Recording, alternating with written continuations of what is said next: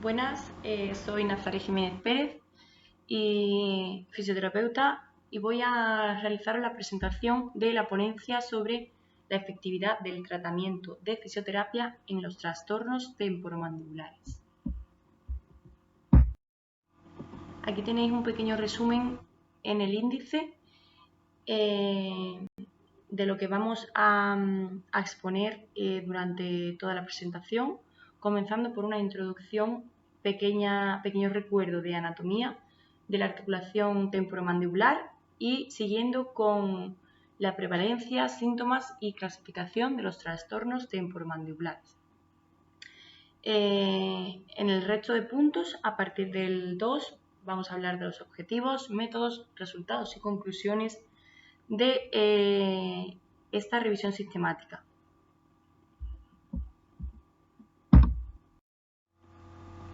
Comenzamos con la introducción y hablando un poco sobre la anatomía de la articulación temporomandibular. Esta es una articulación que está formada por el cóndilo mandibular y la superficie glenoidea del hueso temporal, como vemos en la imagen inferior. Ambos están separados por un disco articular que lo vemos en rojo en la imagen, y este disco divide la articulación en dos compartimentos independientes: el compartimento superior o espacio temporodiscal y el compartimento inferior o espacio cóndilo-discal. Además, esta articulación está formada por dos articulaciones sinoviales que se mueven a conjunto y pueden realizar tres tipos de movimiento: los movimientos de apertura y cierre, protrusión y retrusión, y las lateralidades a ambos lados. Las funciones de esta articulación principalmente son masticar y morder, hablar, respirar, bostezar, gesticular, muy importante, entre otras, ¿vale?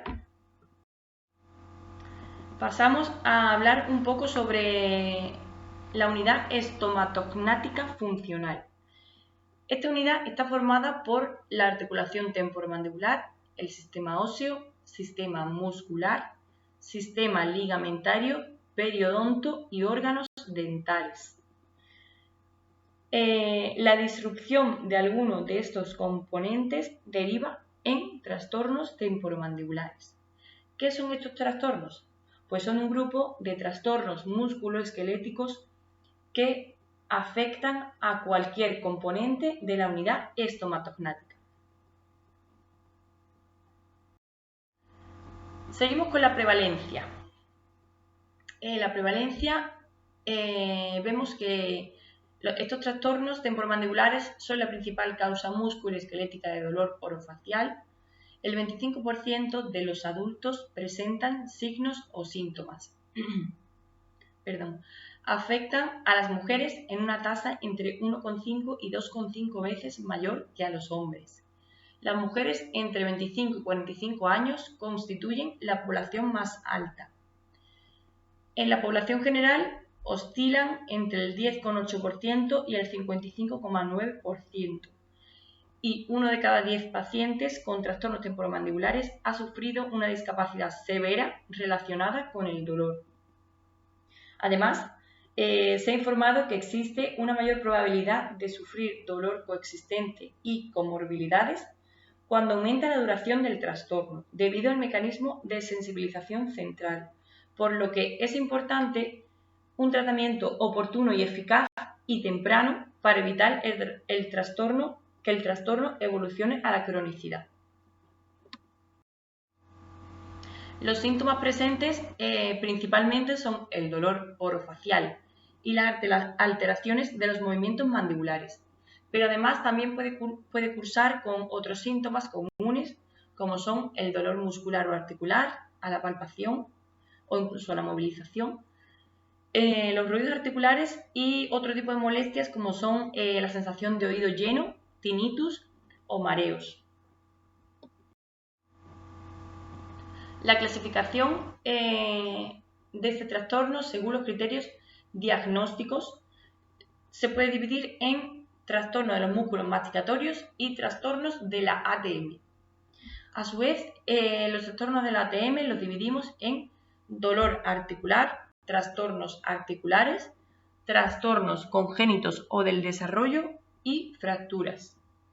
Y dentro de los trastornos articulares encontramos la enfermedad articular degenerativa, la subluxación y el desplazamiento del disco con o sin reducción. El desplazamiento del disco con reducción es cuando el disco vuelve a su estado original una vez finalizado el movimiento. Normalmente no incluye dolor o limitación de la apertura de la boca, lo que impide el tratamiento temprano porque no produce síntomas. Y el desplazamiento del disco sin reducción es cuando el disco no puede volver a su posición normal después del movimiento y además cursa con dolor y con limitación a la movilidad. Seguimos con los objetivos. El objetivo de esta revisión sistemática ha sido comparar la efectividad de distintas técnicas de fisioterapia presentes en la literatura científica sobre el dolor y las alteraciones de la movilidad presentes en pacientes con trastornos temporomandibulares. Los métodos utilizados, se ha realizado una búsqueda en la base de datos PubMed con el motor de búsqueda Temporomandibular Disorders and Physiotherapy, y las palabras clave que se han usado han sido trastornos temporomandibulares, fisioterapia, ejercicio terapéutico y terapia manual. Resultados. Se compararon 4 técnicas distintas para el tratamiento de trastornos temporomandibulares, que son la terapia manual, los ejercicios, láser y férula oclusal. Dentro de la terapia manual se ha usado el tratamiento de masaje con técnicas intraorales y extraorales de tejidos blandos, la movilización o manipulación de la ATM, la manipulación de la columna cervical superior, y se han realizado entre 1 y 3 sesiones por semana. Los ejercicios se realizaron movilidad repetitiva del ATM, control cervical y de la ATM, estiramientos y control postural, entre 1 y 2 sesiones por semana.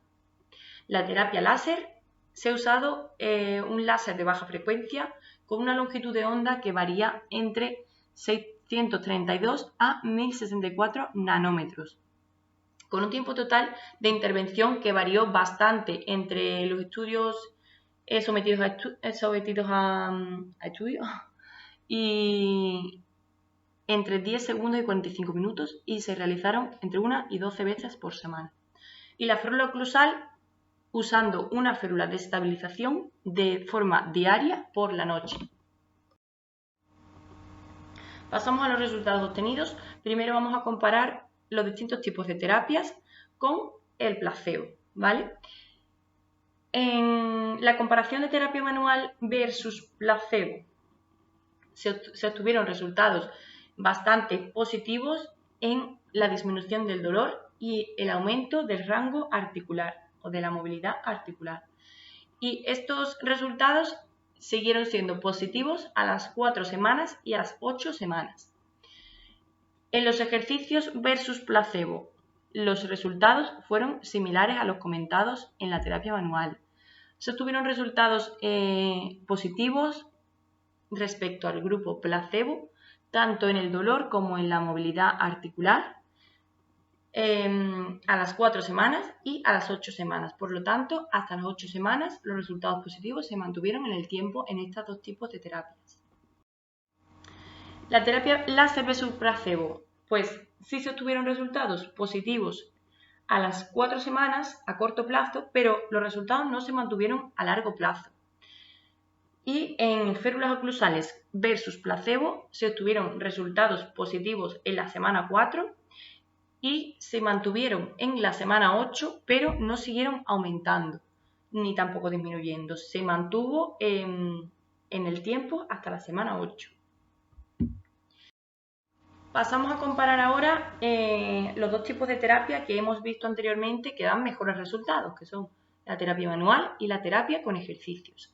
En este estudio sí que se extrapoló los resultados a largo plazo hasta los 12 meses.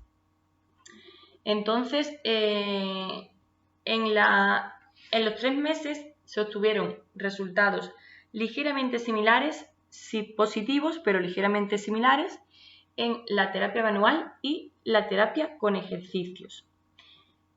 En cambio, el tratamiento de terapia manual se mantuvo hasta los 6 meses y pareció perder su impacto después de los 6 meses. Además, se observó una regresión hacia la línea base que continuó hasta los 12 meses de seguimiento. Sin embargo, la terapia con ejercicios no solo se siguieron registrando resultados positivos a los 6 meses, sino que se mantuvieron en el tiempo a los 12 meses.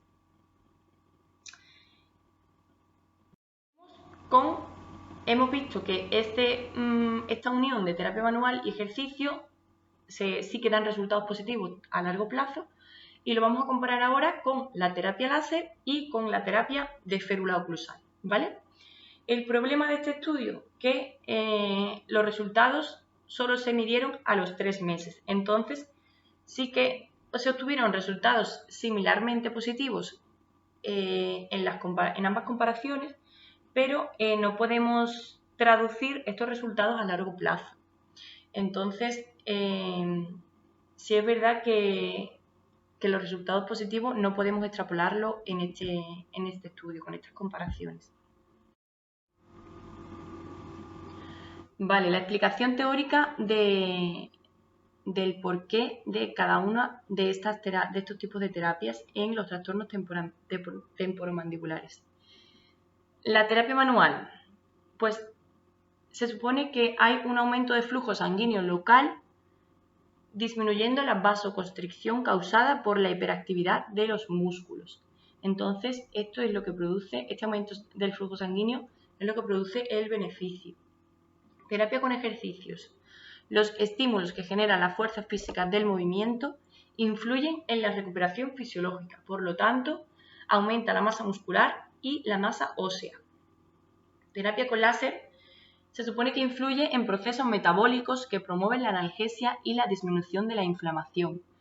Y la férula oclusal produce una alteración de la carga biomecánica y control motor, cambiando los patrones de actividad muscular. Sin embargo, a largo plazo, como hemos visto en las distintas revisiones sometidas a estudio, se producen adaptaciones, no continúa el beneficio.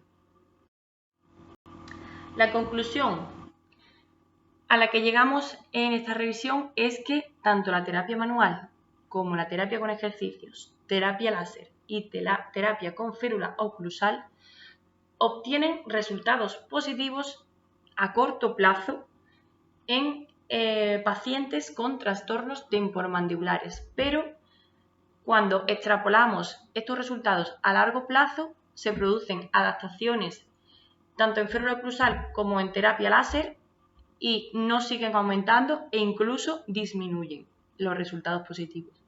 En cambio, la terapia manual y terapia con ejercicios sí que se obtienen resultados positivos que se mantienen en el tiempo. Y además, si unimos ambas terapias, se obtienen resultados que siguen aumentando hasta los 12 meses que hemos visto en el estudio anterior. Entonces, el tratamiento oportuno que se debería realizar y además de forma temprana en pacientes con trastornos temporomandibulares sería la terapia manual unida con terapia con ejercicios. Muchas gracias por su atención y buenas tardes.